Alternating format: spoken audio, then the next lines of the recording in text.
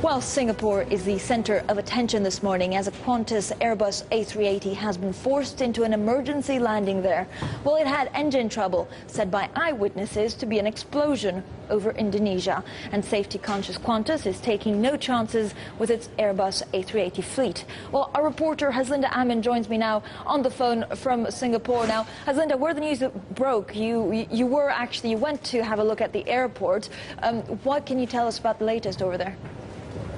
Well, Francine, a lot of apprehension earlier on when I was on location, but calm is setting in as the situation is now under control. QF32, that particular flight, made an emergency landing several hours ago, a safe landing on runway 2, which is shut right now as investigations are being carried out. What we do know at this point in time is that one of the 4 engines malfunctioned just minutes after takeoff. We also heard from Indonesian officials. They said that there was an explosion when the plane was flying over Batam, an Indonesian island very, very close to Singapore. Now, 433 passengers were on board the flight, all accounted for, all safe.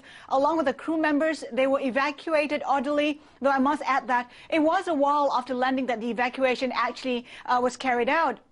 This incident, Francine, not an isolated incident, though there has been a string of incidents in the past few years, including engine failure. Back in August, a Jumbo 747 headed for Sydney from San Francisco, it had to turn back because of engine problems as well. That was a Rolls-Royce, the same engine being used in this A380 plane. Qantas had said then, such cases are extremely rare, but not all that rare right now, and Qantas has suspended all its A380s till further notice. As you indicated, it has a fleet of 6. Now, also other incidents like an explosion on a 747 in 2008, plus an A330 suffered steering malfunction, causing a dive. That injured dozens, so not surprising. Safety issues remain a concern for Qantas. Francine.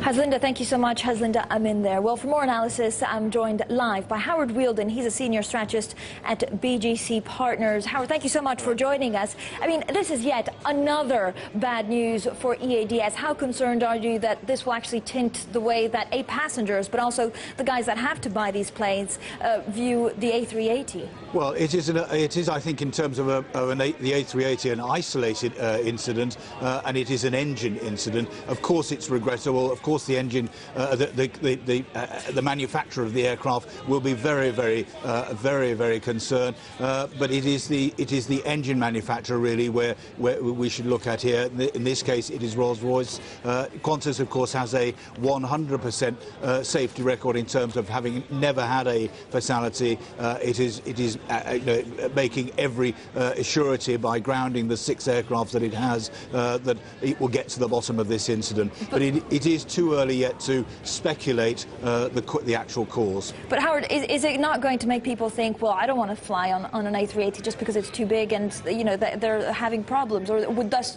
just be wrong? Engine incidents do happen on all aircraft from time to time. It is very regrettable. But the built-in safety features in each engine are such that we will not have, and we have not had for very many years, an incident of an aircraft being grounded because of fatally because of an engine explosion, from malfunctioning components. So it shouldn't actually have any. I don't think it will have any effect on the travelling public, particularly as the airline involved has taken very quick action to look into the incident and to ground its own planes. This, of course, could be a maintenance-related issue. We just don't know yet.